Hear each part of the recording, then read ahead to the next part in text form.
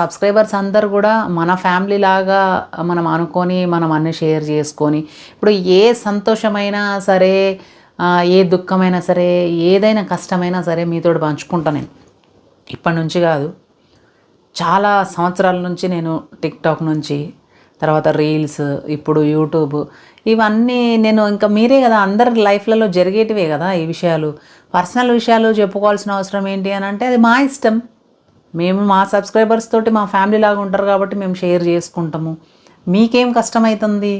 మీకు నచ్చితే వీడియోస్ చూడండి, లేకపోతే స్క్రోల్ చేసేయండి అంతేగాని మా కామెంట్ సెక్షన్కి వచ్చి మా వీడియోలు చూసి మాకే నెగిటివ్ కామెంట్ పెట్టడానికి సిగ్గు అనిపించట్లేదా మీకు? సిగ్గు లేదా మీకు అసలు?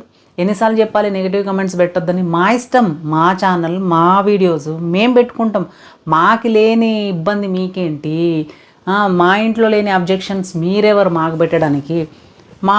మేము ఎంత